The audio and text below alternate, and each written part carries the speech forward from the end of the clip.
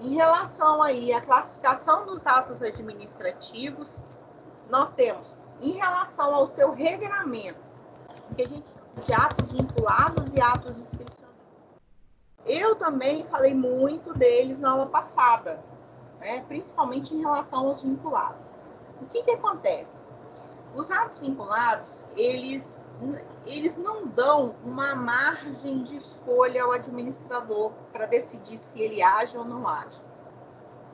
Eles são atos são atos praticados de acordo com a vontade da lei e não com a vontade do administrador, que é o que ocorre nos atos discricionários, tá? São aqueles em que a lei estabelece as condições e o momento da sua realização. Não há, então, uma margem de escolha, não há uma autonomia do administrador público em dizer se pratica ou não pratica aquele ato. Vamos pegar um exemplo aqui de uma pena imposta a um servidor. Veja bem, olha como o administrador ele não tem para onde correr. Tá? Vamos supor que um servidor praticou um dano ao erário, né, ao dinheiro público. E aí, o seu chefe, o seu superior, foi obrigado por lei, né? Então, na verdade, é um poder-dever, né, que ele tem, um dever-poder, como diz alguns doutrinadores, ele tem que necessariamente abrir uma sindicância e um processo administrativo disciplinar para se apurar se aquele fato existiu, né, se foi praticado pelo servidor, se aquilo é realmente um ilícito. Pode ser um ilícito civil, né, um ilícito penal, pode ser também uma infração administrativa, porque quando a gente estudar isso, vocês vão ver que é possível a punição, inclusive nas 3 esferas, tá? Mas vamos pegar na esfera administrativa, tá? Então, ficou apurado após todo um processo administrativo disciplinar, com contraditório, com ampla defesa, ficou evidenciado que o servidor, de fato, ele é culpado, ele praticou um dano ao erário. Tá? Nesse caso, a pena dele seria, né, vamos supor que para esse ato, a pena dele fosse uma demissão. Tá? Ou ele praticou uma infração gravíssima que ensejaria a demissão dele. Veja bem, o seu chefe hierárquico, ele não tem o poder, a autonomia de escolher se ele aplica a demissão ou não. Veja bem, o enquadramento é a tipicidade, que inclusive a gente já trabalhou como um dos atributos do ato administrativo, né, da sigla PAT, tipicidade, estar previsto na lei, né? Aquele comportamento está previsto na lei, se amoldar um tipo penal, se fosse no criminal, aqui na esfera administrativa, um tipo previsto na lei, né? Na lei de procedimento administrativo. Então, veja bem, se o ato que ele praticou, a própria lei traz como penalidade a demissão, não existe uma margem de escolha do administrador público. Ele está vinculado à aplicação da penalidade daquele tipo, daquele enquadramento. Então, se aquele ato que ele praticou, a sanção prevista para aquele ato na lei, ela é a demissão, não poderá ser imposta outra penalidade que não seja a demissão. Tá? E os atos discricionários? Os atos discricionários, ao contrário, eles trazem aí uma margem pelo administrador. São aqueles em que a administração pode praticar com certa liberdade de escolha do seu conteúdo, da conveniência, até mesmo na forma de execução. Então, nesses casos do ato discricionário, até a própria lei é que determina o âmbito dessa discricionalidade. Essa discricionalidade, ela não é uma coisa assim também irrestrita e absoluta, não. Vou pegar um exemplo para você que vai ficar claro isso. A Lei 8.112 de 90, que é a lei que trata é o Estatuto dos Servidores Públicos Federais, né? Então, na Lei 8.112, ela prevê uma gradação, né, de pena que vai desde a advertência ao servidor até a demissão. E tem uma das penalidades, das sanções aplicadas, dependendo do que o servidor praticou, uma das sanções impostas é a suspensão dele, tá certo? Do serviço público e dos seus vencimentos, pelo um prazo de até 90 dias. Então, existe essa previsibilidade na Lei 8.112. Repare aonde está a discricionalidade do administrador público. O chefe hierárquico, o superior hierárquico, o chefe desse servidor, né, que praticou essa infração, ele é que vai decidir, dentro desse prazo de 90 dias, qual é o prazo que ele vai aplicar de suspensão. Ele que vai decidir se o servidor vai ficar suspenso 30, 45, 60 ou 90. Porque ele pode, dentro de um juízo ali de conveniência, de oportunidade, ele perceber que não é interessante, não é conveniente, não é oportuno para a administração pública que esse servidor que praticou esse ilícito fique afastado muito tempo, porque o serviço dele é importante. Tem poucos servidores, tem um acúmulo muito grande de serviço, e não é interessante, de repente, que ele fique afastado por 90 dias. Ele vai fazer falta ali. Teria um exemplo que eu estou dando. Então, quem vai fazer esse juízo aí de valoração, né, e ver o que é conveniente, o que é oportuno, o prazo que ele vai ficar suspenso, vai ser o seu chefe hierárquico, o seu superior hierárquico. Então, você repara, a própria lei, ela traz a possibilidade de quem decidir isso é o próprio administrador, dentro de um parâmetro. Então, ele tem até 90 dias para suspender. Existem outras situações também em que o fundamento dos atos discricionários não é só a lei, não. Existem conceitos indeterminados que dão base, então, à prática desses atos discricionários. Por exemplo, quando uma lei traz em seu bojo um conceito indeterminado, dizendo que o administrador ele tem que pautar a sua conduta na boa-fé, na ética, na moralidade e praticar os seus atos com base na razoabilidade, com base na proporcionalidade. Ora, isso é um conceito indeterminado. A lei não traz qual é o conceito de razoabilidade.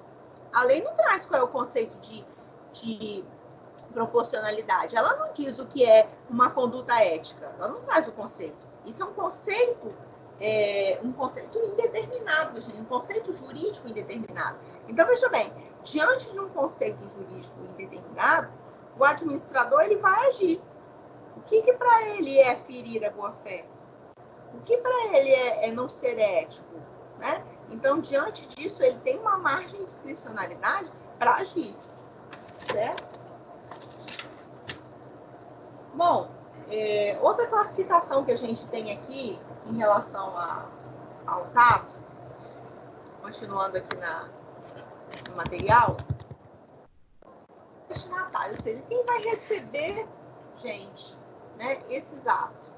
Eles são atos considerados gerais ou individuais. Os gerais são aqueles dirigidos à coletividade em geral, né?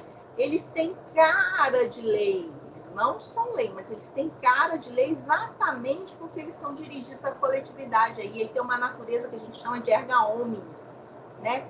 É aplicado, atinge uma gama de pessoas que estejam na mesma situação jurídica. Só que você não tem como saber quantas pessoas vão ser atingidas por aquele ato. Então, quando eu tenho um decreto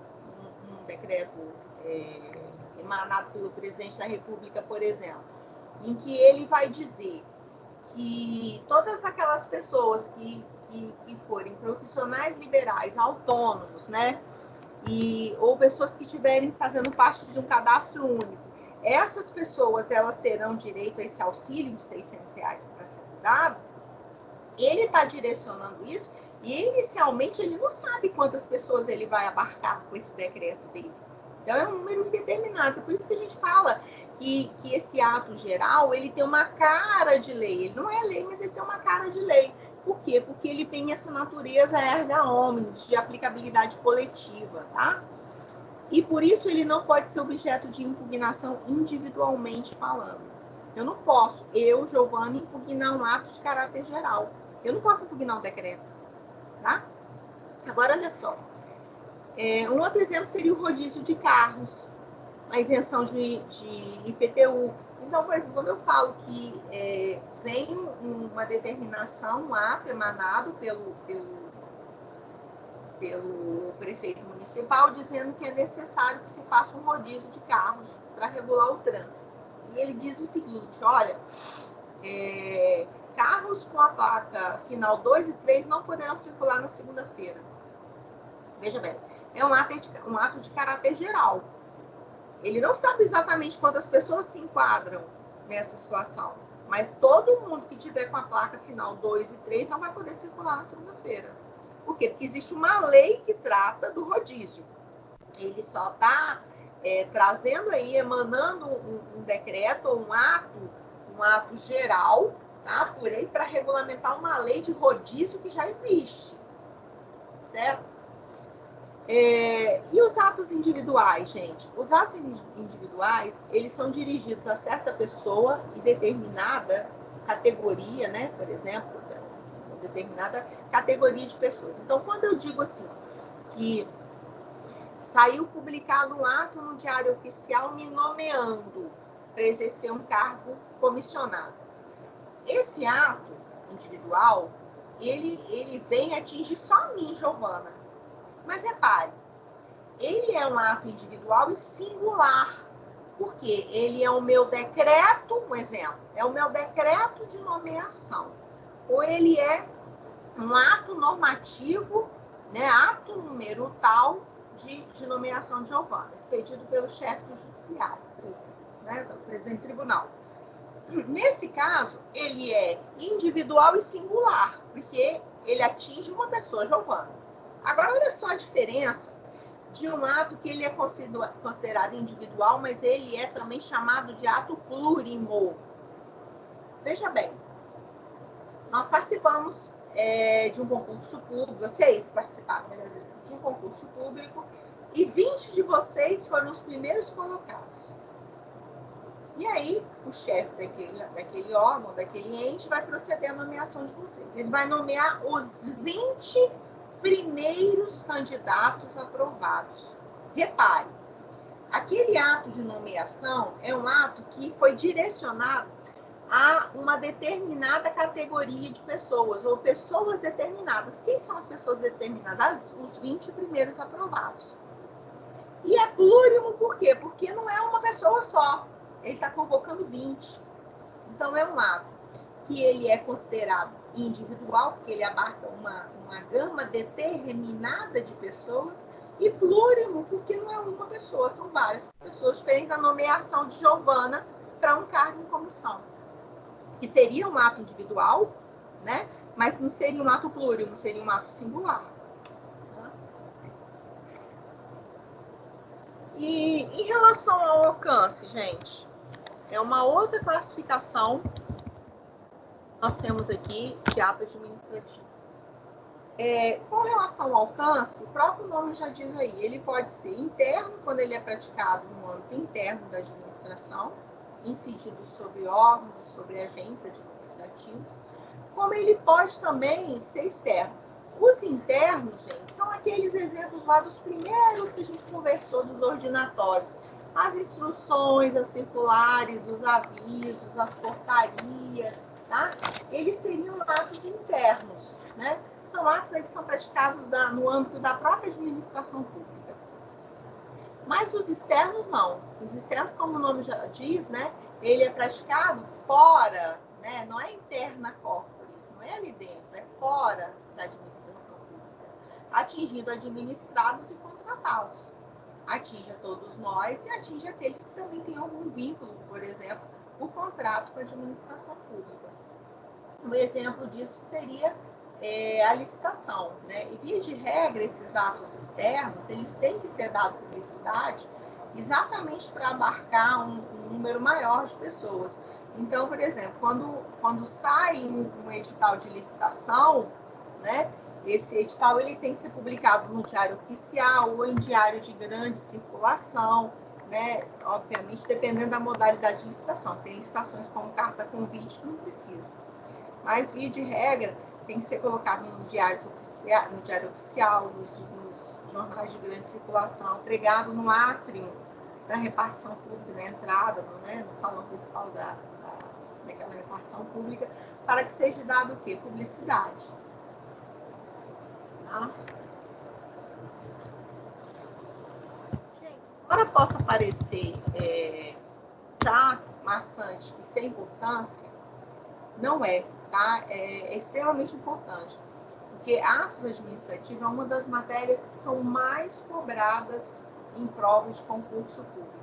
Principalmente isso que eu vou acabar de falar com vocês agora, ó, que com relação ao objeto, eles podem ser classificados em império, atos de gestão e atos de expediente, ou também chamados de mero expediente. Os atos de império, gente, eles são, o próprio nome diz, né, império nos remete aí ao poder do imperador, nos remete ali a uma ideia de supremacia do interesse público sobre o privado, né? Então, são atos que decorrem do que a gente chama de poder extroverso com X, extroverso. São aqueles atos que eu não posso impedir a prática deles pela administração, não posso me insurgir contra eles, porque eles são aplicados de forma unilateral, independente da minha vontade, de forma coercitiva, porque ele tem aí esse elemento, né, da coercitividade, esse atributo da coercitividade. Então, veja bem, um exemplo que eu já falei muito aqui são as multas que são impostas, a apreensão de mercadorias, a interdição de estabelecimentos ou de atividades econômicas. Tá? Isso são atos de império. Saiu essa semana, ontem ou anteontem, aqui no jornal também, um proprietário de um bar bem famoso aqui em Vila Velha, que, não sei se vocês viram, o decreto estadual não permite abertura de bares, né? E ele estava com o bar aberto, e quando os fiscais municipais chegaram para poder mandar ele fechar as portas e aí interditar a atividade dele, ele se insurgiu, gente. Ele se insurgiu e falou que não ia fechar de jeito nenhum, e nós estávamos aí antes de um ato que a gente chama de ato de império, né? É um ato em que ele é obrigado a cumprir, e existe uma coerção. Até que ele fez, ele falou que não ia fechar, não. Aí os fiscais chamaram a polícia e filmaram ele sendo algemado. Que cena deprimente. Ele sendo algemado e sendo levado algemado num bar grande, famoso em Vila Velha, porque ele estava descumprindo um decreto, né, um decreto estadual. E aí, olha o que eu disse para você. Você, nesses atos de império, que são impostos coercitivamente, você não pode se insurgir contra eles. Certo? Diferente daquele caso que eu contei para vocês, já, daquela ação que eu advoguei, em que foi interditado ilegalmente, tá, a atividade do meu cliente, quando, na verdade, deveria ser aplicada outra decretação, e não a interdição, por conta daquela alegação de que o bar estava funcionando com buscar o tempo acima dos decibéis, né, e tudo mais, que essa história que eu já contei para vocês. Então, na verdade, o meu cliente ele não pôde se insurgir contra aquele momento em que foi aquele ato de interdição do estabelecimento, porque ele teve que aceitar naquele momento que foi um ato de império, um ato coercitivo, né? O que a gente fez depois que o ato foi aplicado, foi emanado, nós nos insurgimos aí sim no Poder Judiciário através de uma ação, de uma demanda, tá? Uma demanda judicial. E nós temos também o que a gente chama de atos de gestão. Esse ato de gestão foi quando eu conversei com vocês na semana passada, que são aqueles atos chamados de atos da administração e não atos administrativos. São aqueles atos em que a administração pública ela pratica na mesma condição de igualdade de um particular, como se ela fosse um particular. Aquele exemplo que eu dei para vocês, os contratos de locação. Na aula passada, semana passada, eu falei para vocês, olha, o município me procurou querendo alugar um prédio meu, tá, para montar uma repartição pública. E aí eu fiz um contrato de locação com o município de Linhares. Veja bem, esse contrato de locação que eu fiz com o município de Linhares, É o mesmo contrato de locação regido pelo Código Civil, pela Lei 8.245, que eu faria com você, de particular para particular. Não existe nenhuma cláusula exorbitante que dá algum privilégio para a administração pública. A gente vai estudar quando a gente estudar contratos administrativos, né? Que a administração pública, num contrato administrativo, podem ter cláusulas exorbitantes, né?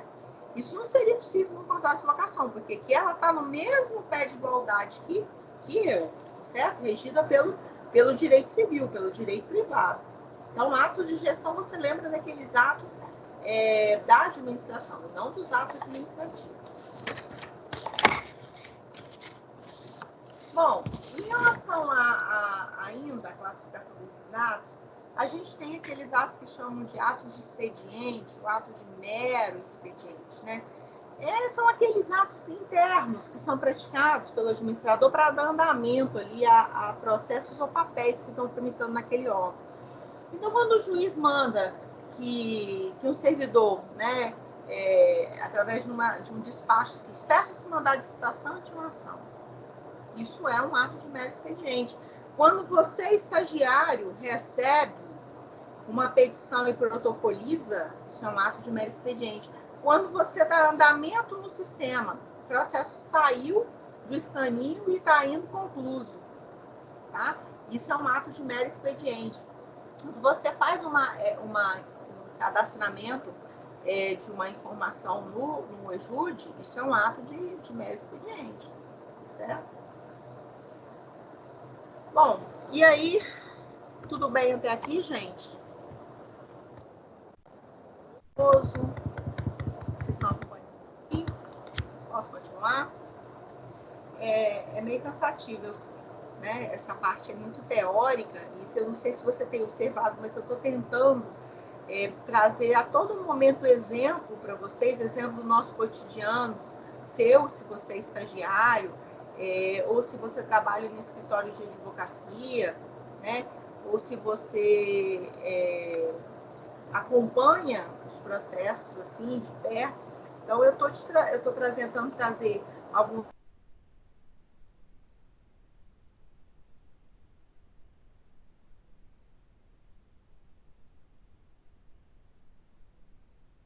bom.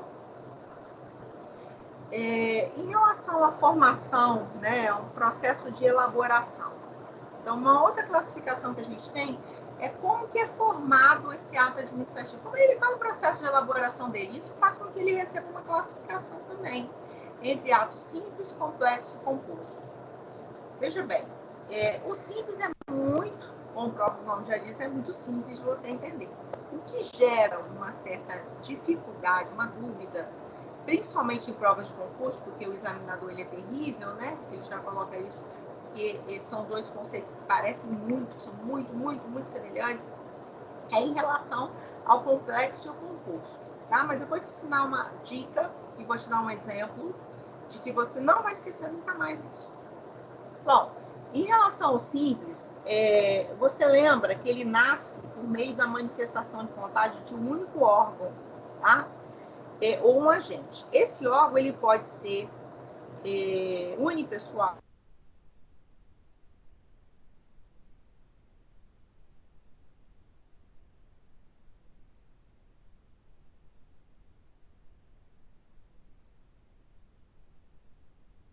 manifestação de vontade, expedido ou por uma pessoa sozinha ou por um órgão, né? Mas aí esse órgão pode ter ou um juiz ou o chefe de algum setor se manifestando sozinho, ou uma decisão colegiada que vai ser uma decisão, né, que vai ter valor. Então, quando por exemplo, o Tribunal de Justiça, né, uma turma civil, né, que está dentro de uma Câmara Civil do Tribunal, ele emite um acórdão, aquele ato que é o acórdão é um ato com uma manifestação de vontade que foi expedida por 3 pessoas, porque a turma é composta por 3 desembargadores. Mas repare, é um ato só, é um acórdão que vai ser lavrado pelo desembargador relator. Então, é uma manifestação de vontade. Todo mundo votou naquele sentido, tá? A exoneração de um servidor, a edição de um decreto regulamentar pelo chefe do executivo. Isso tudo seria exemplo de um ato simples. Agora, em relação a um ato complexo, você vai lembrar o seguinte: tanto no complexo como no composto, olha no conceito como eles são super parecidos na primeira parte. Ato complexo nasce da manifestação de vontade de mais de um órgão ou agente administrativo. Ato composto nasce da manifestação de vontade de um órgão ou de um agente, vírgula. Você vê que até aqui eles eram iguais. A diferença, gente, é que no ato complexo, o que vale é a manifestação de um órgão ou um agente administrativo. O que acontece é que, às vezes, para que esse ato ele produza efeitos no mundo jurídico, ele depende de uma formalidade, por exemplo. Então, vamos pegar um exemplo de ato complexo para você não esquecer. O seu pedido de aposentadoria. Você foi ao INSS e requereu, você tinha tempo de contribuição e idade, tá? Você preencheu os requisitos para aposentar. Você deu entrada no seu pedido de aposentadoria no INSS. O auditor lá do INSS, o chefe daquela autarquia federal, tem nomeação e competência para isso, ele vai deferir o seu pedido de aposentadoria ou não.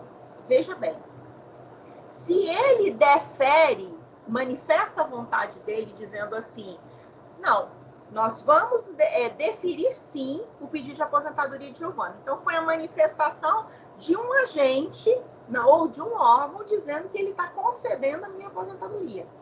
Veja bem, é um ato complexo. Complexo por quê? Porque apesar de que importa é a manifestação de um, existe uma formalidade que é extremamente necessária para que aquele ato se aperfeiçoe. Não é uma outra manifestação de vontade, não. É só uma formalidade para o ato se aperfeiçoar. Como assim?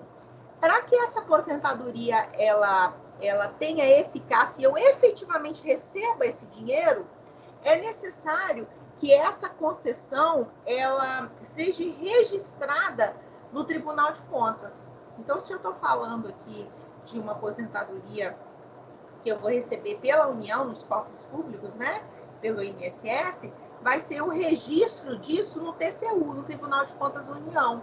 Então, olha que interessante. Eu não precisei da autorização do chefe, do presidente do Tribunal de Contas da União para isso, não. A manifestação de vontade foi do chefe do INSS. Só foi uma formalidade que se aperfeiçoou para que o ato pudesse gerar seus efeitos. Olha o que acontece no ato composto. Um ato composto é diferente do complexo. No ato composto, nasce a manifestação de vontade de um órgão ou de um agente, mas para que aquele ato ele tenha valor e produza efeitos no mundo jurídico e seja execuível e possa ser executado, é necessário que exista a manifestação de vontade de outro órgão ou agente. Tá vendo? Vou te dar um exemplo. Os tratados internacionais. O presidente da República, ele pode assinar um tratado internacional em que o Brasil seja signatário. Ele pode assinar um tratado internacional de direitos humanos, cujo objeto seja tratar dos direitos humanos. Só que para esse tratado internacional entrar no nosso ordenamento jurídico com força de emenda à Constituição, ele tem que ser ratificado pelo Parlamento, pelo Congresso Nacional. Então, repare só, nesse exemplo dos tratados internacionais, eu estou te dando um exemplo de um ato composto. A manifestação de vontade foi emanada por quem? Pelo chefe do executivo, no nosso caso, o presidente da República. Ele foi lá e assinou o tratado internacional. O Brasil se tornou, a partir de agora, signatário desse tratado internacional de direitos humanos. Só que para ele ter eficácia no nosso ordenamento jurídico e ele entrar no nosso ordenamento jurídico com força de emenda à Constituição, ele tem que ser ratificado pelo Congresso, pelo Parlamento. Então, nesse caso, ele é um ato composto porque ele dependeu da vontade de quem, nesse exemplo? Do Congresso. Diferente do ato complexo. O ato complexo, quem deferiu a minha aposentadoria foi o chefe do INSS. Não foi o chefe do TCU, não foi o presidente do TCU. Eu não precisei que o presidente do TCU ratificasse nada, não. Eu só precisei que aquele ato meu de aposentadoria, ele fosse registrado no TCU. Cumprida uma formalidade para que aquele ato produzisse os seus efeitos. Então, olha a diferença de um ato complexo para um ato composto. Tá? Grave esses dois exemplos que você não vai esquecer mais, tá bom? Então, complexo, você fala assim, nossa, que coisa complexa, né? Eu pensei que já tinha acabado isso, né? Mas ainda tem que levar isso a registro lá no TCU para que se aperfeiçoe o ato. O composto, você lembra, assim, que é composto de 2 ou mais pessoas. Então, precisa da manifestação de vontade de 2 ou mais pessoas. Você lembra do exemplo do tratado internacional. Tudo bem? Bom, passando essa parte aí, né? Tem alguma dúvida, gente, em relação à classificação dos atos? Porque se não tiver, eu vou entrar na extinção, tá? Na forma de extinção dos atos administrativos. Que é o último assunto aqui hoje da nossa aula de atos. Se Deus quiser, a gente finaliza aí o conteúdo de ato administrativo. Tudo bem até aqui?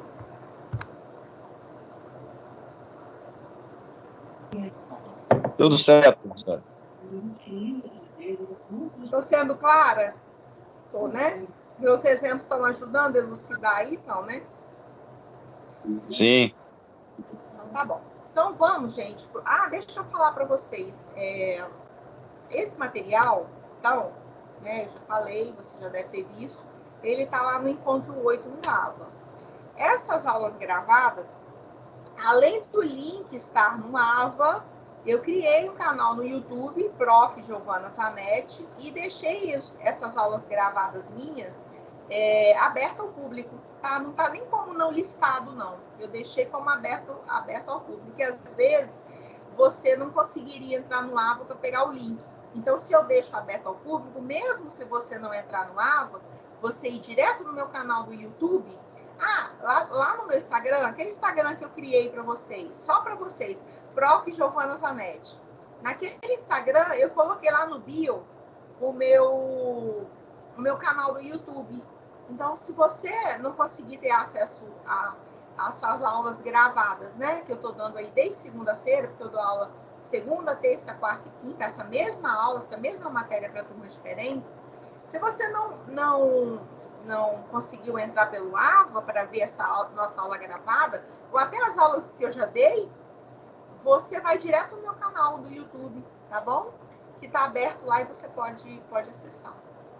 Outra coisa, esse material, que é o material que eu te falei, que é do professor Carlos Barbosa, eu estou complementando essa aula nossa com aquele livro que eu comentei com vocês, que é da editora da Alfacom, né? Daquele curso preparatório lá que o meu filho fez. É um livro de direito administrativo do Evandro Guedes e do Thales Moraes. Já até falei com vocês sobre esse livro. É muito bom, tá? Se você achar ele na internet, é um livro excelente, porque inclusive tem muitas questões de concurso aqui. Algumas delas eu até tirei para a parcial de vocês, pretendo tirar para oficial também, tá? Quando tivermos. Então, estou complementando com esse livro, estou com ele aqui, com material de apoio também, tá?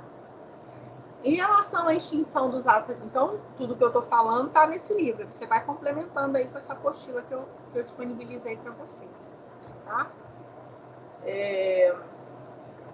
Continuando aqui, gente, em relação às formas de extinção do ato administrativo. Bom, as formas mais faladas pela doutrina e mais cobradas em concurso é a revogação e a anulação, que também é chamada de invalidação. É claro que existem outras que a gente vai falar na aula hoje, tá? Mas as mais cobradas são a revogação e a invalidação, anulação. Em relação à primeira delas, que é a invalidação ou anulação, Primeira coisa que eu preciso, pelo amor de Deus, é que você dissocie essa ideia de ato anulável e ato nulo que você aprendeu lá em Direito Civil. Você tire isso agora da sua mente quando você for estudar Direito Administrativo. No Direito Administrativo, a anulação e invalidação é a mesma coisa. É quando um ato ele padece de um vício de legalidade. Um ato administrativo ele foi praticado sem observância da lei. Então, esquece aqui, pelo amor de Deus, se o ato é anulável ou se o ato é nulo. Isso em direito civil é completamente diferente. Né? Aqui não. Aqui nós vamos tratar anulação e invalidade como a mesma coisa. Tá? Então, veja bem. Um ato administrativo, ele continua produzindo efeitos no mundo jurídico até que a sua situação, né, se existe, por exemplo, algum vício de legalidade, comprove, e aí, uma vez comprovada essa ilegalidade, ele é retirado do ordenamento. Mas ele só é retirado do ordenamento, né, se ele foi ilegal? Não. Às vezes, ele é um ato completamente legal. Ele foi observar todos os requisitos, elementos do ato administrativo. Foi emanado por autoridade competente. Ele cumpriu a finalidade que é o interesse público. A forma foi prescrita em lei, né? E você tem que estar diante ali de um motivo que foi indicado pelo administrador, o objeto também. Então, você está diante de todos aqueles elementos que a gente estudou lá, aquela sigla Confiformob, né? Todos os elementos daquele ato estão preenchidos, não tem nada de ilegal nele. Só tem uma coisa, ele não é mais conveniente ou oportuno para a administração pública. Não é interessante para a administração pública que esse ato continue existindo. E aí, nós não estamos falando da retirada dele por invalidação. Nós estamos falando da retirada desse ato administrativo por revogação. Revogação por parte de quem? Revogação por parte da própria administração pública. Então, a primeira grande diferença que você tem que saber é que quando você estiver diante de um ato que ele é ilegal, ele padece de um vício de legalidade, tanto a administração pública quanto o Poder Judiciário tem legitimidade para declarar a extinção por meio de uma anulação. Por quê, gente? Porque, primeiro, que existe uma coisa chamada princípio da inafastabilidade da jurisdição. E nós já estudamos, eu já falei com vocês na aula passada, que os atos administrativos, eles sofrem controle judicial, né? Os atos ilegais. Então, veja bem, é claro que o Poder Judiciário, um juiz não vai de ofício, né, declarar a ilegalidade de um ato administrativo. O Poder Judiciário, ele precisa ser provocado. Então, se eu sou um particular interessado, ou eu sofri algo com a prática de um ato ilegal, né, eu fui vítima da prática de um ato, sofri com a lesão de um ato ilegal, eu posso pleitear, né, a anulação no Poder Judiciário, ou eu posso me dirigir ao Ministério Público, ou eu posso fazer uma denúncia direta. Denúncia no sentido lato sensu, não é denúncia no sentido aqui de iniciativa da ação penal, não, tá? Estou falando denúncia no sentido lato sensu. Prestar uma notícia crimes, por exemplo, se foi um crime, né? Se decorreu de um ilícito penal, por exemplo. Eu posso levar esse conhecimento do Poder Judiciário. Eu estou provocando o Poder Judiciário para que ele anule e invalide um ato ilegal. Agora, quando eu estou diante de um caso de revogação, é diferente. Um ato, quando ele é legal, mas ele não é mais conveniente ou oportuno, isso se chama mérito administrativo, o administrador verifica, poxa, será que é interessante manter esse ato? Será que aquela permissão que eu dei para a banca de revista, jornal, ela ainda é interessante? Em pleno 2020, ninguém compra mais jornal e revista impresso. Olha, não é mais conveniente ou oportuno que aquela banca fique lá. Ou um exemplo de uma remoção de um servidor, uma remoção para atender a uma finalidade pública. Veja bem, tirou um servidor da primeira vara civil e mandou ele para a terceira vara civil, por exemplo. Por quê? Porque lá na terceira civil só tinha um servidor estável, concursado, e 2 estagiários. E aí o servidor nem férias, o coitado, podia tirar, porque não tinha nem como deixar o cartório por conta dos estagiários. Então, o que acontece? Ele vai e remove, né, o chefe daquele órgão, remove por imperiosa necessidade do serviço público aquele servidor para lá. Bom, outros servidores assumiram lá no último concurso, foram lá trabalhar na terceira vara. É necessário mais ele lá? Não, não é mais conveniente, não é oportuno, revoga o ato de remoção e ele volta para o cartório de origem dele. Por quê? Porque não é mais conveniente, oportuno. Veja, quando eu estiver falando disso, de conveniência e oportunidade, isso é sinônimo de mérito administrativo. Mérito administrativo, o Poder Judiciário não se mete. Eu não posso questionar a conveniência e oportunidade de um ato administrativo no Poder Judiciário. Jamais. Isso só cabe, a revogação de um ato, com conveniência e oportunidade, só cabe ao administrador público. Tá? Bom, em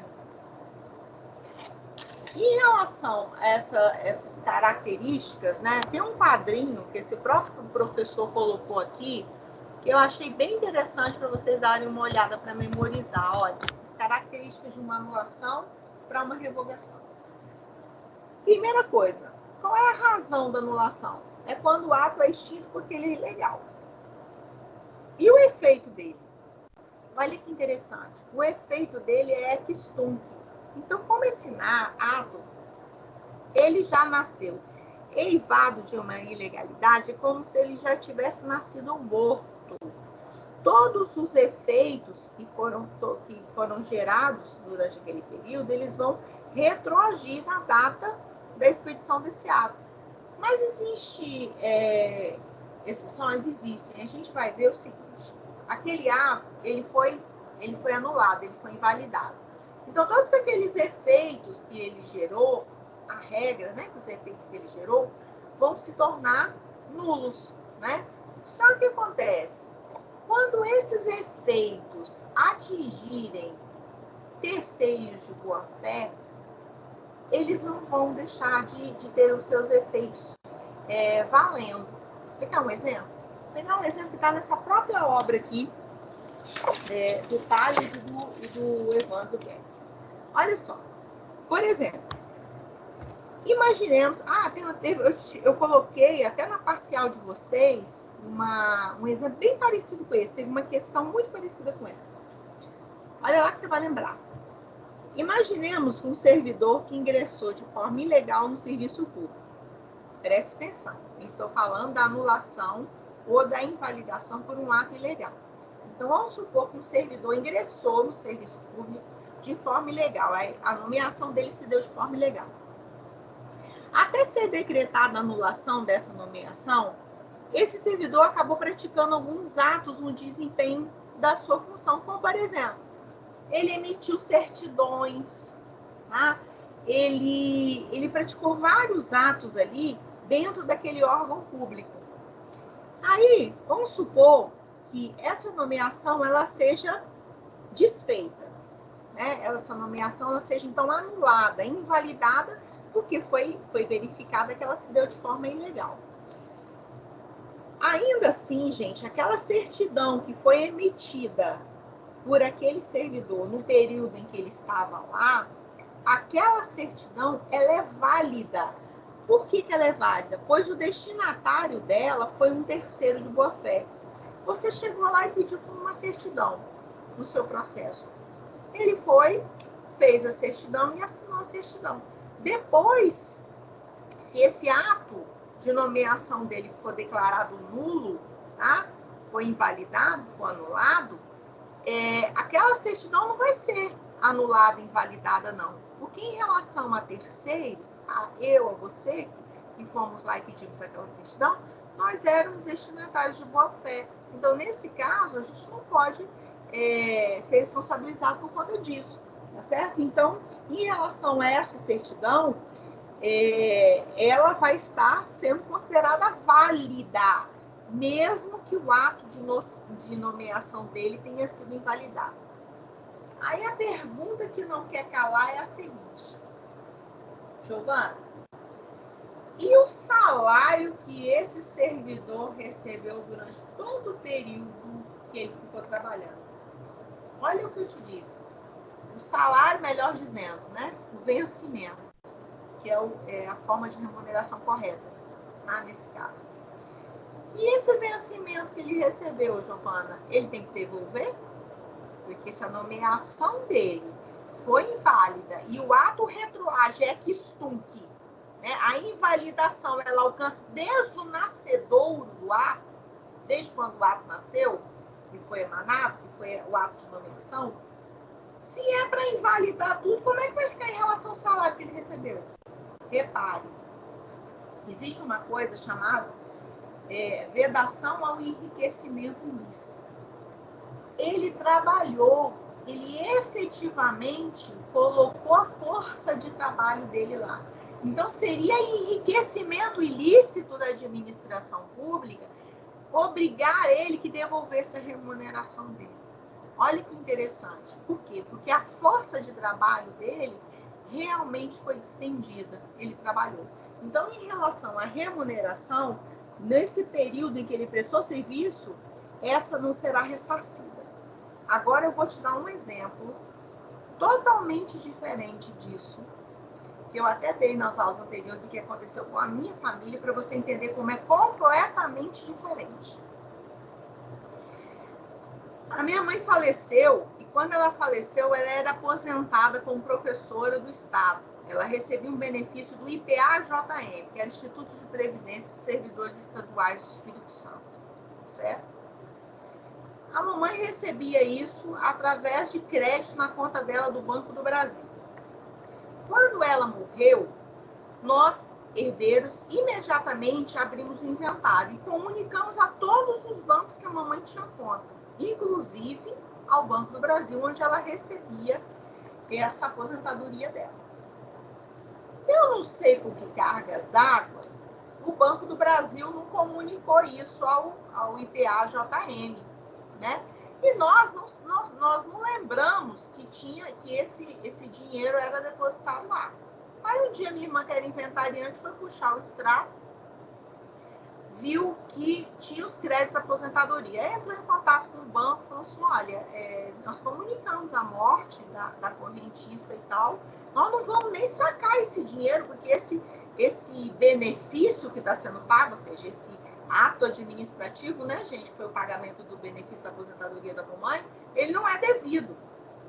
Liga então lá para o IPA-JM. Minha irmã ligou para o IPA-JM: olha, nós precisamos devolver esse dinheiro, vocês têm que parar de acreditar esse dinheiro na conta, porque a mamãe já está morta, e a gente quer devolver esse dinheiro. Então vocês mandam aqui um comunicado por escrito aqui por e-mail e tal, manda a cópia da certidão de óbito da sua mãe, perere, cororô e tal.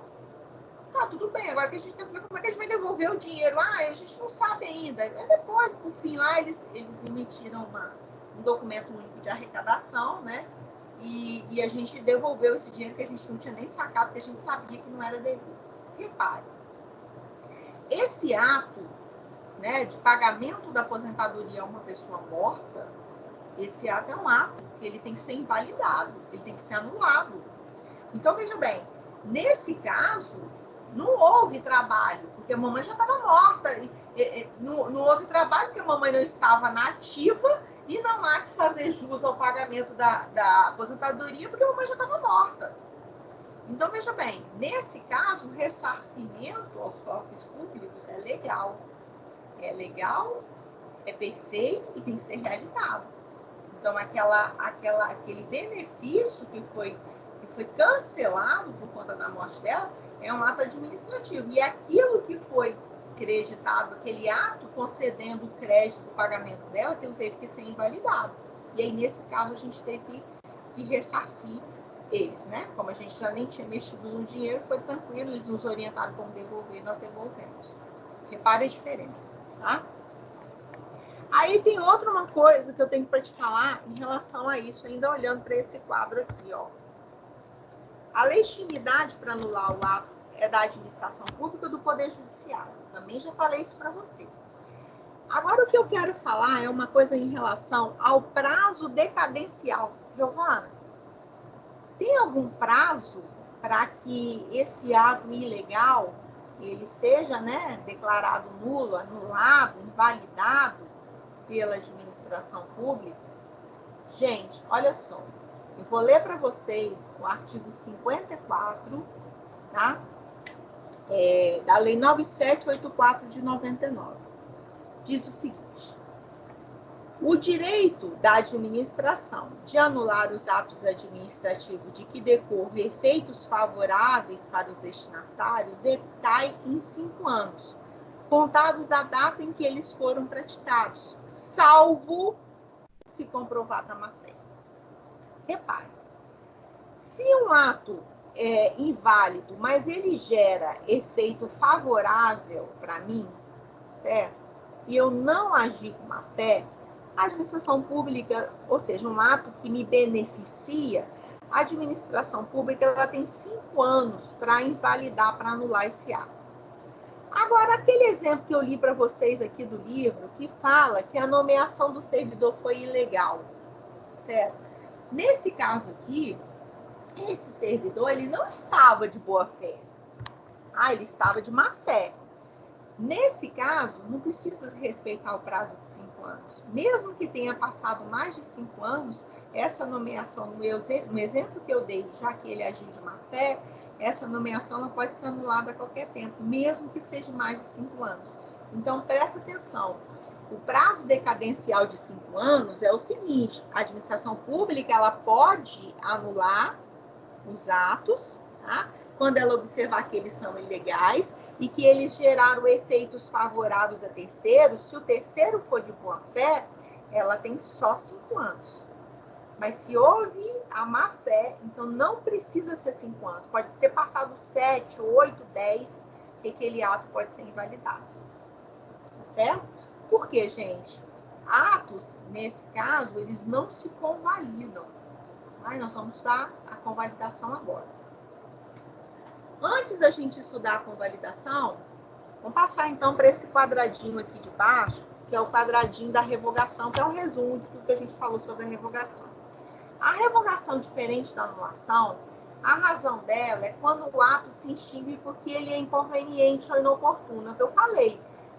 O administrador ele vai fazer um juízo de conveniência e oportunidade e ver se é interessante, se é de interesse público, que aquele ato continue a existir. O efeito dele não vai ser um efeito ex tunc. Como ele vai ser declarado de agora para frente não é mais conveniente a remoção daquele servidor. Volta, servidor, volta lá da terceira vara civil e vem de novo para sua comarca onde você foi, para sua vara onde você foi lotado, a primeira vara civil. E não é mais conveniente que você fique lá, não é mais necessário você lá. É só a partir do momento do ato de revogação daquela remoção é que ele começa a produzir efeitos. Ele não retroage lá atrás. Por quê? Porque ele não é um ato ilegal para ter que retroagir. Ele não nasce morto, né? Ele simplesmente não é mais conveniente de agora para frente.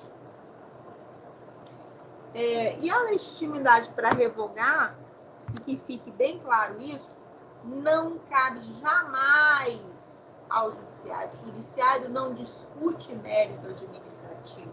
Somente a administração pública pode revogar os seus atos que não são mais convenientes e oportunos. Tudo bem, gente, até aqui? Eu posso continuar? Deixa eu só fazer uma observação aqui. Uma coisa que eu anotei interessante. A pergunta é a seguinte para vocês, então, antes da gente entrar aqui em outras formas de extinção. A minha pergunta para você é possível a anulação de um ato discricionário por desvio de finalidade? Veja bem, um ato discricionário, um ato que seja possível, né, que seja decidido pelo administrador, né? Ele tem uma margem de liberdade de dizer se ele pratica ou não pratica. O ato discricionário, vamos pensar nessa remoção? Vamos pensar nessa remoção como um desvio de finalidade. Lembra aquele exemplo que eu dei na aula passada? Eu falei assim, ó, vamos supor que um juiz tenha como desafeto o chefe da secretaria. E ele pede ao presidente do tribunal, então, para que, pelo amor de Deus, remova, mande aquele servidor para bem longe dele, porque eles não se dão, ele é o desafeto dele. Vamos supor que nesse exemplo fictício, o presidente do tribunal pegue e remova sobre a alegação de que é por interesse público. E remova esse pobre coitado desse servidor. O servidor chega lá e verifica que não é isso. Pelo contrário, tem até mais servidor que tinha na vara de origem dele. E ele consegue comprovar que, na verdade, não houve ali um interesse público, mas houve um desvio de finalidade. O interesse ali não era o interesse da coletividade, não era a imperiosa necessidade do serviço público. Ali era um desvio de finalidade, porque existia um interesse particular daquele juiz de colocar ele bem longe de lá. Repare a pergunta que eu te fiz, então. É possível a anulação de um ato discricionário por desvio de finalidade? Sim, gente. Por quê? Porque um ato praticado com desvio de finalidade, né? Quais são os elementos de validade de um ato administrativo? Confi for mob. O FI é de quê mesmo? De finalidade. Então, veja bem, um ato que ele não foi observada a finalidade, ele é invalidado. E o pior do que isso. Nesse caso, como houve um desvio de finalidade, esse ato ele é ilegal. Então, é possível, sim, que haja anulação de um ato discricionário, porque ele padece de um vício, tá? Um vício, e aí da finalidade dele. É o desvio de finalidade. Então, esse ato ele pode ser invalidado. Na verdade, ele deve ser invalidado. E olha só, ele pode ser invalidado. Oi? Ele pode ser invalidado pela própria administração ou até mesmo pelo judiciário. Pode falar.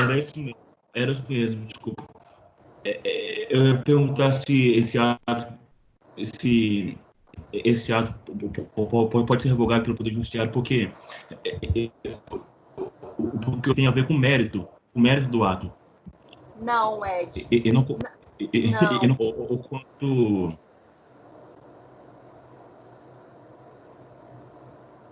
Não, olha só, Ed. Na verdade, ele não tem a ver com mérito administrativo, não, tá? Porque o que acontece aqui? Teria a ver com mérito administrativo se essa remoção se desse por interesse público, por interesse na prestação de serviço público. Só que, na verdade, ela foi desviada. A finalidade não era o interesse público, a finalidade era o interesse particular. Então, aqui, nós não estamos falando de mérito administrativo, nós estamos falando de um ato ilegal. Por que um ato ilegal? Ele padece de um vício de legalidade. A finalidade dele foi desviada.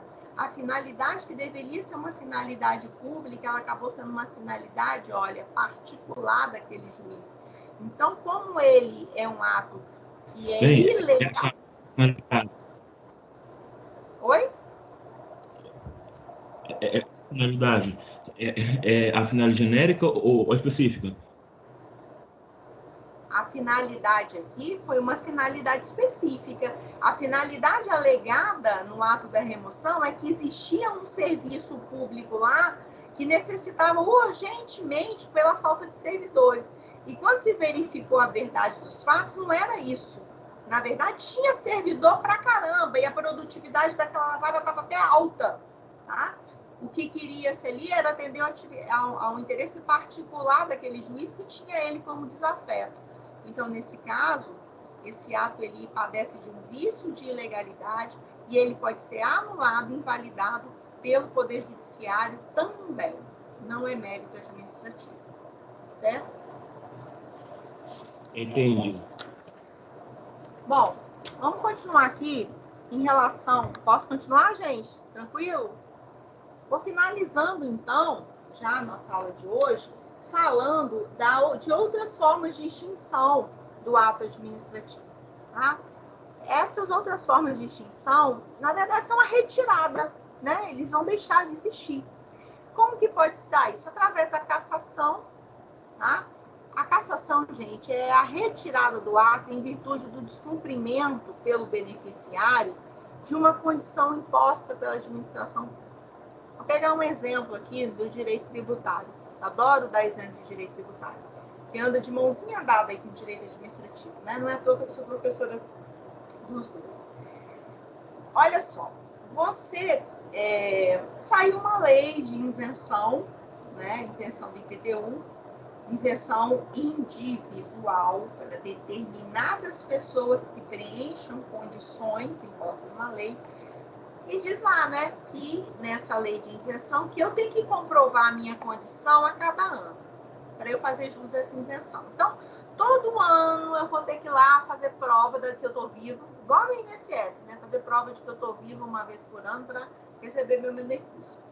Eu vou lá, faço prova de que eu sou idosa, que eu moro com a minha família no único imóvel que eu resido de minha propriedade, que eu só recebo a renda familiar per capita só de um salário mínimo, eu preencho as condições. Mas lá no próprio lei fala assim, olha, para essa isenção de caráter individual ser concedida todo ano para você, e você não ter que pagar o IPTU, você vai ter que vir aqui todo ano, tá? E vai ter que provar todo ano que você continua dentro desses requisitos. Por quê? Porque pode ser que ano que vem sua situação financeira melhore muito e você passe a ganhar mais do que 3 salários mínimos. Ou que você receba uma doação ou uma herança e você comece a extrair com 3, 4 imóveis. Não está com só, não. Então, sua condição pode mudar, não pode? Então, pode existir na própria lei uma condicionante para que você comprove isso. Vamos supor que nada na sua vida mudou, nada na sua vida mudou, mas você simplesmente não foi lá cumprir esse requisito de comprovar a sua condição naquele ano. Você perde essa isenção de caráter individual porque a condicionante imposta pela lei você não cumpriu. Então, aquele ato administrativo, que foi aquela concessão, ela é cassada de você. Ela tem a ver aqui, pelo amor de Deus, a caducidade aqui não é a caducidade em direito tributário. Tá?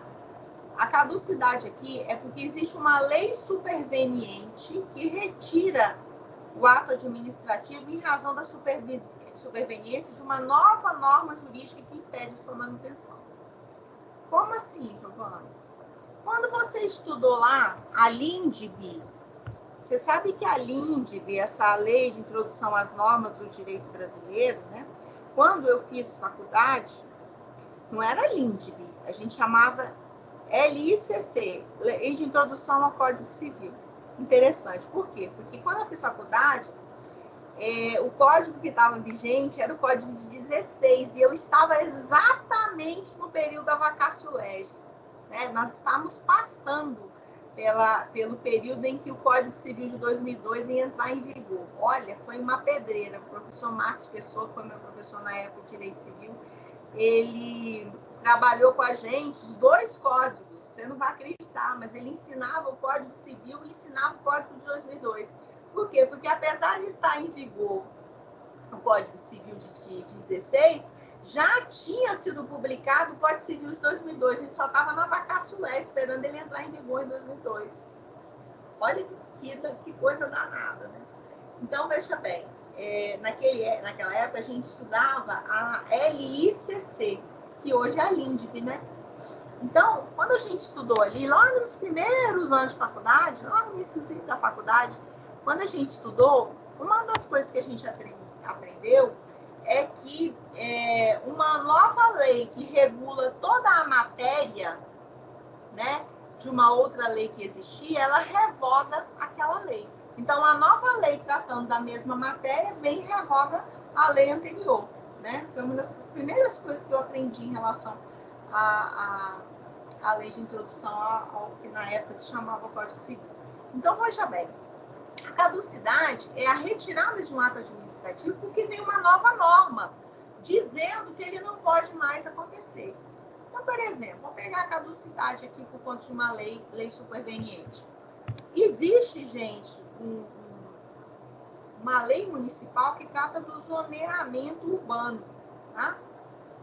Aí de Linhares. E existe um artigo que fala que é permitido, tá? Que os estabelecimentos comerciais, os bares e restaurantes, coloquem mesas e cadeiras após as 20 horas na calçada. Você sabia disso? Você sabia que antes das 20 horas não pode ser colocado? Pois é, pasme. A lei é clara em relação a isso, só pode depois das 20. Giovana, mas eu já vi tanto estabelecimento que colocou cadeira e mesa antes das 20, olha, nem me pergunte a respeito disso. A lei é clara a respeito das 20 horas. Vamos supor que venha uma nova lei, tá? Então, veja bem, então, meu estabelecimento, ele tem permissão para colocar, tá certo? Então, nenhum fiscal municipal pode vir às 21 horas e mandar eu tirar as cadeiras e a mesa da calçada. E eu estou amparado pela lei municipal. Mas pode vir uma nova norma e decidir que não é permitido mais que se coloque, gente, cadeira e mesa, em hora nenhuma. Pode vir uma norma? Claro que pode. A superveniência de uma norma jurídica que impede a concessão daquela autorização lá atrás, concedida, de eu colocar mesa e cadeira. Então, existe aí a caducidade por conta de uma lei superveniente. Tá? E tem outra situação também, que é a situação, né, que a gente chama de contraposição ou derrubada. Contraposição ou derrubada, lembrei, contraposição tem a ver com uma coisa contraditória, né? Uma coisa que não pode mais coexistir porque são contraditórios. É a retirada em virtude da edição de um ato que impede a manutenção do outro que até então vigente. Olha só.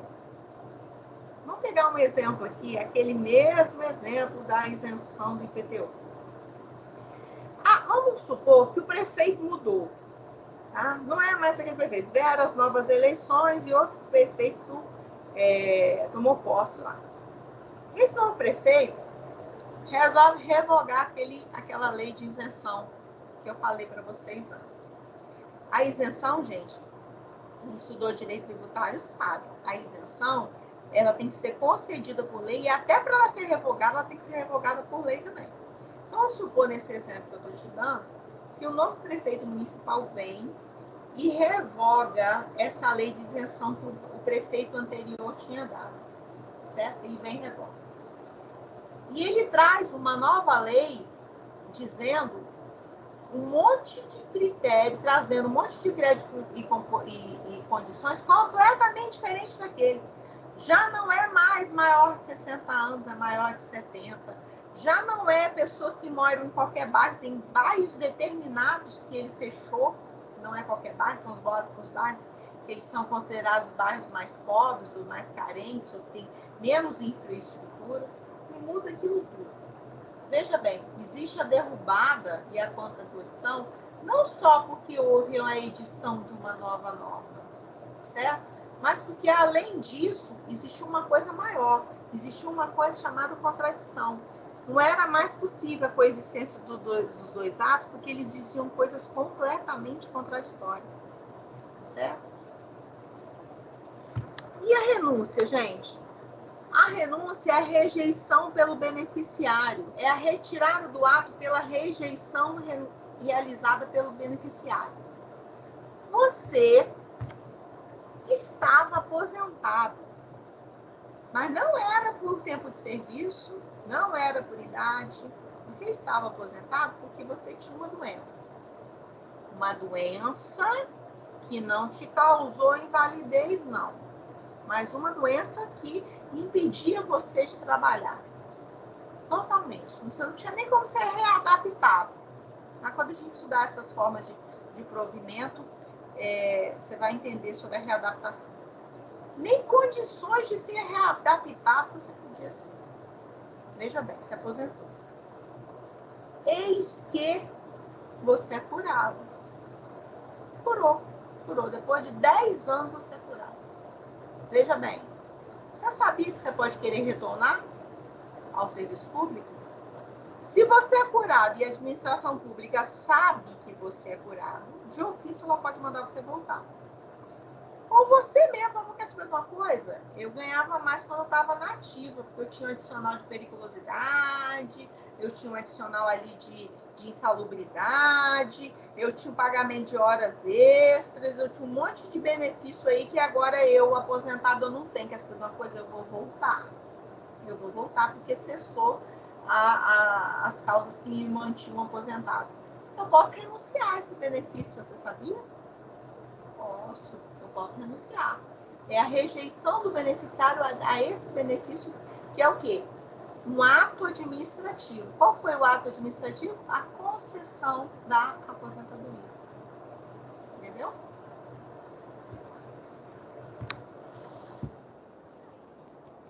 Finalizando a nossa aula de hoje, a gente vai conversar sobre a convalidação do ato administrativo. Gente, é possível que um ato, tá, ele seja convalidado pela própria administração pública para ela corrigir, na verdade, determinado ato anulado, de forma a ser mantido no mundo jurídico para que possa permanecer seus efeitos regulares. Esse instituto ele pode ser utilizado tanto em atos vinculados como em atos discricionários. A Lei 9784 de 99, ela prevê no artigo 55, ela diz o seguinte, ó, em decisão na qual se evidencia não acarretar em lesão ao interesse público, nem prejuízo a terceiros, os atos que apresentarem defeitos poderão ser convalidados pela própria administração. Repare, ela está querendo dizer o seguinte, olha, existem duas condicionantes para um ato, tá? Um ato que deveria ser anulado, ele se convalidar. Não acarretar lesão ao interesse público e nem prejuízo a terceiro. Terceiro aqui você entende como um terceiro de boa fé, certo? Então, veja bem, é possível que haja convalidação. Eu vou te dar um outro exemplo de convalidação, você não vai esquecer.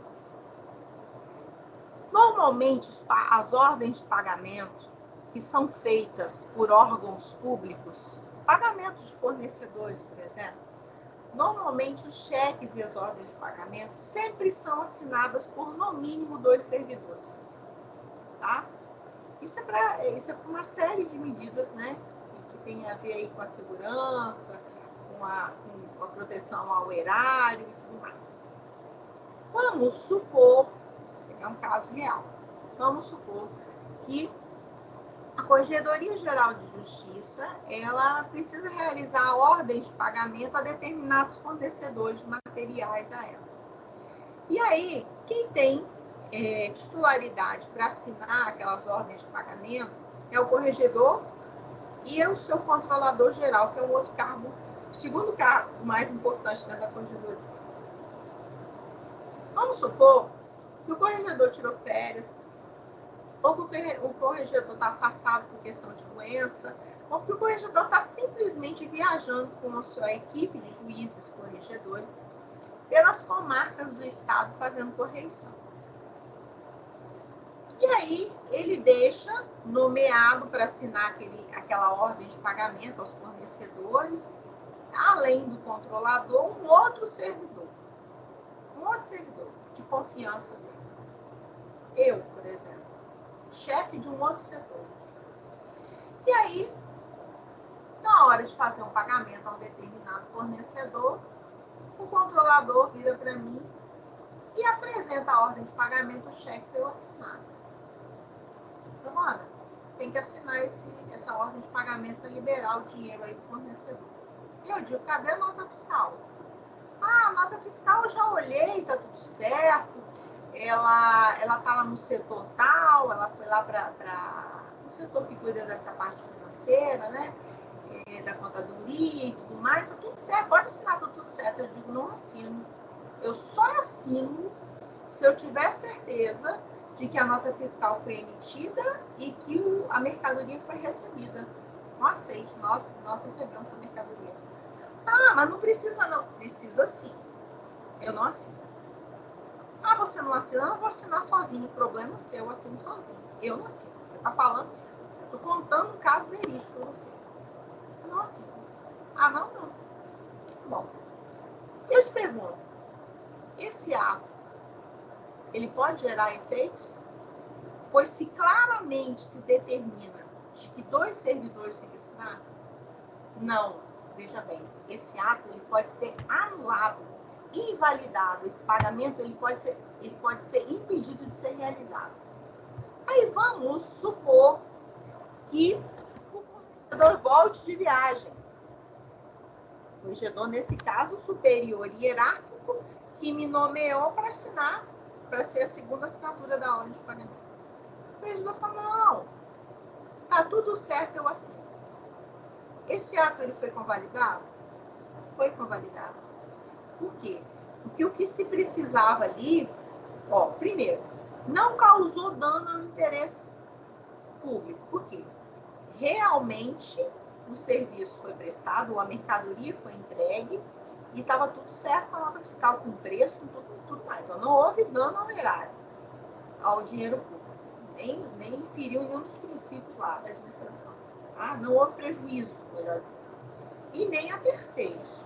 Então, esse ato é possível de ser convalidado pelo superior hierárquico ou até por mim mesmo. Eu posso mudar de ideia? Não, tudo bem.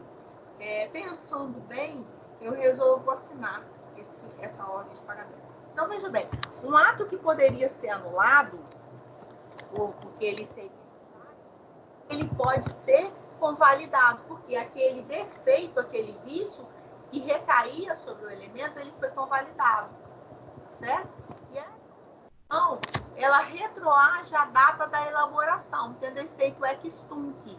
Então, aquele pagamento, esse ato, ele considera válido desde aquele momento em que ele foi assinado. Então, ele retorna e o efeito dele é ex tunc, porque ele foi convalidado. Vocês entenderam?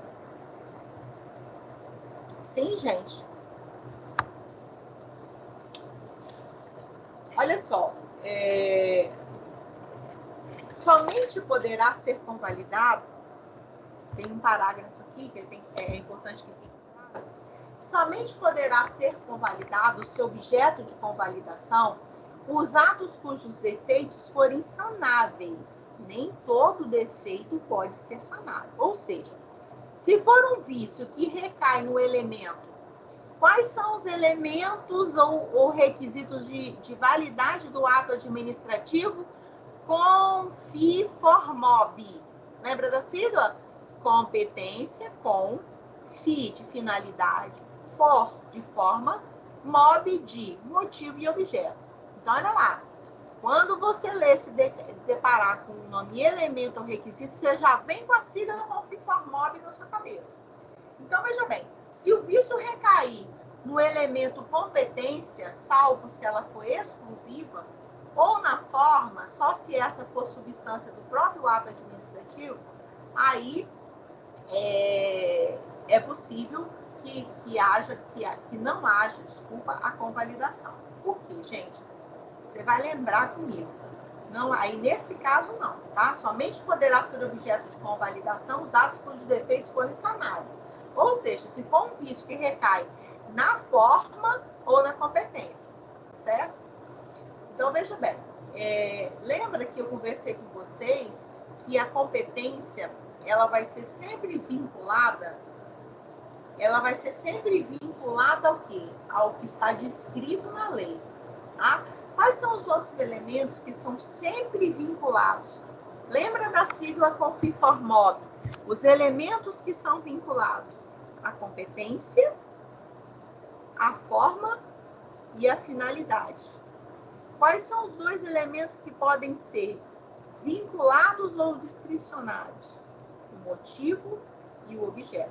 Então, pode ser que o motivo, a lei exija que o administrador indique o motivo da prática do ato e o objeto. Também tem que ficar claro.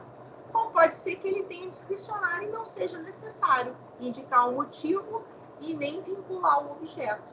Tá certo? Gente, em relação à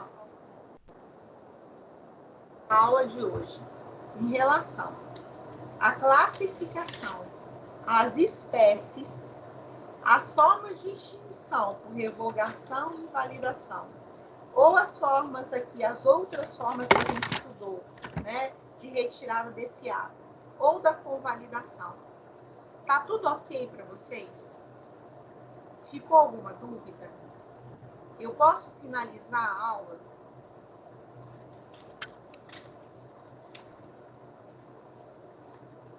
Sim? Camila, Orivaldo, Ivana, Josiele, Otávio. Tudo tá ok, comigo? professora. Pode Joia? ser, professor. Joinha. Tudo bem? Alguma pergunta? Não?